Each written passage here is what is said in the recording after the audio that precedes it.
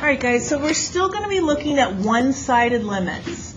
That's our goal, is to use calculus methods to find one-sided limits. One-sided means coming from the right or coming from the left. The first thing we always try to do is just substitute in the number. So we substitute in the number. Let's write this down. First thing, try to substitute the number. So that's the first thing I'm going to do is I'm going to plug in the number 1. When I do that, 2 plus 1 is 3. 1 minus 1 is 0. So I got 0. I didn't get 0 over 0. I have a constant over 0. What that tells me then is there has to be a vertical asymptote there. Once I know there's a vertical asymptote and I have a one-sided limit, I have a 50-50 chance, because what does the answer have to be? One of two things. Sarah? Okay, you can come up here and get. You can keep that. You're gonna get that too. In just a minute. Oh, it's not a real exam, it's a practice one? It's the review for the exam.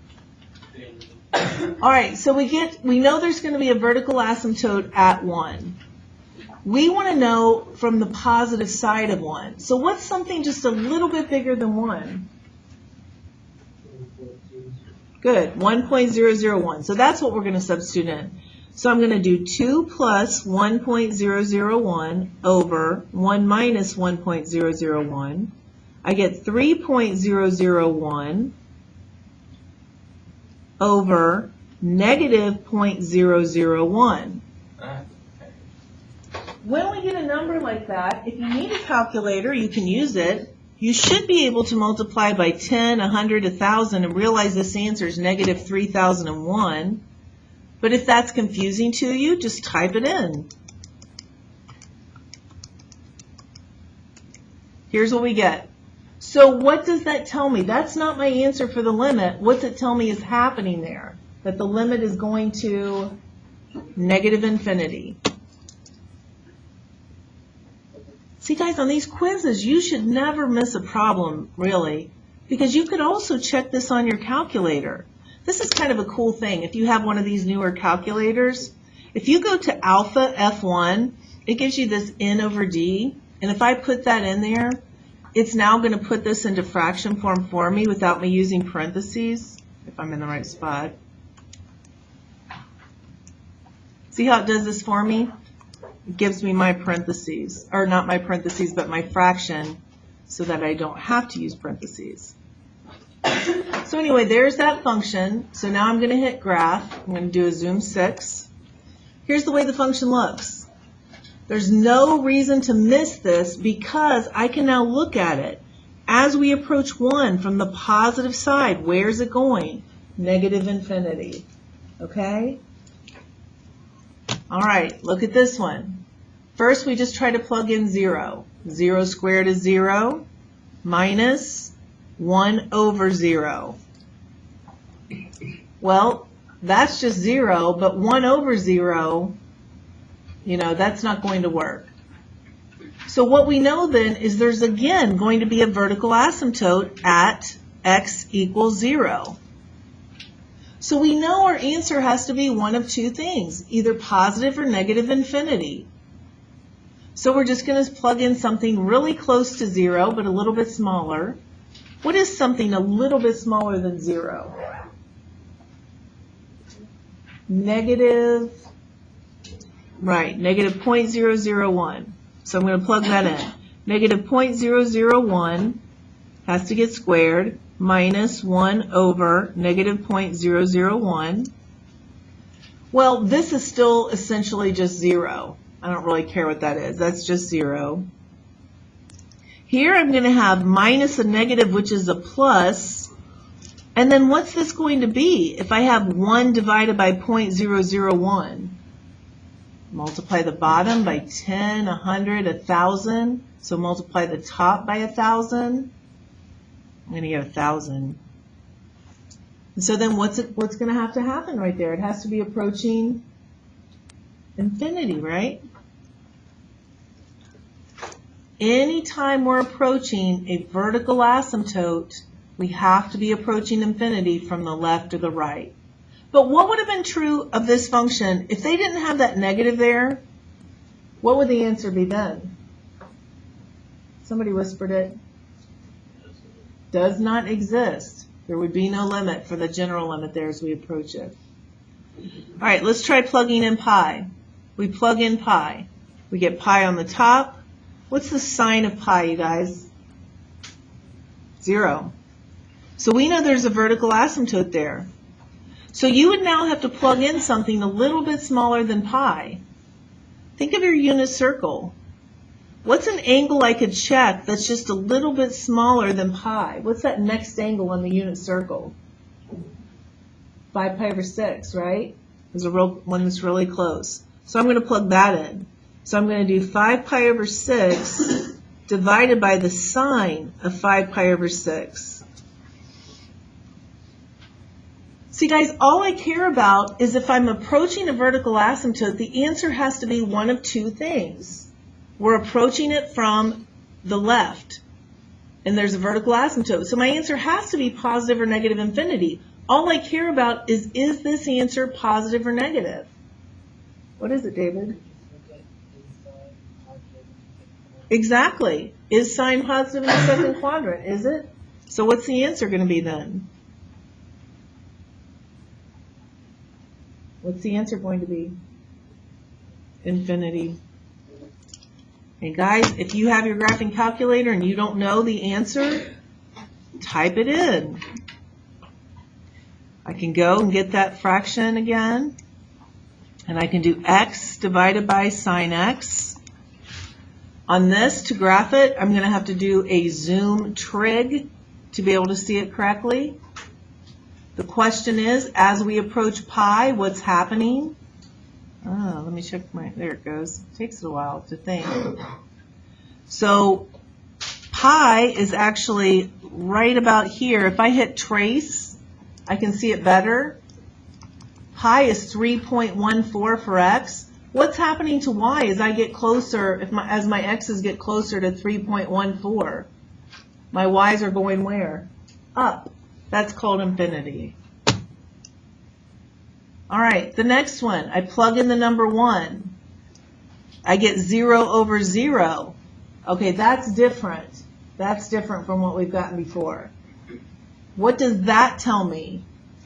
It's not a vertical asymptote. It is a, what? What's 0 over 0 mean? We have a little hole in the graph, okay? If you get 0 over 0, there's a hole in the graph. So also 0 over 0 tells me that we have to do more work. So what's the kind of work I can do here? Factor. Do you know how to factor it? X cubed minus 1? No? What if you don't know how to factor it? What can you do to divide if you can't factor? Synthetic. Good. So I think about what's going to make that denominator equal 0, and that's going to be 1. My coefficients here is 1, 0, 0, negative 1. I'm going to bring this down. 1 times 1 is 1. I add. 1 times 1 is 1. I add. 1 times 1 is 1. I add. So this is what I get. So the way this factors then on the numerator is it's going to be x minus 1 times x squared plus x plus 1. I knew that it had to be x minus 1 because that's what I'm dividing by. And then I have x minus 1 on the bottom. So those cancel. See, this tells me that this is what I get left after we divide it. And so now can we plug in the number 1 now? What are you going to get if you plug in 1? 3. So what that's telling me is for this function, as we get closer and closer to 1, we're going to get a y value of 3. I just want to show you that real quick. If I type in this function,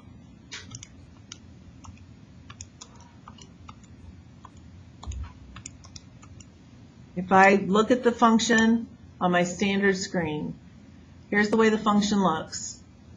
I want to plug in a value of 1. Look what happens. Nothing there.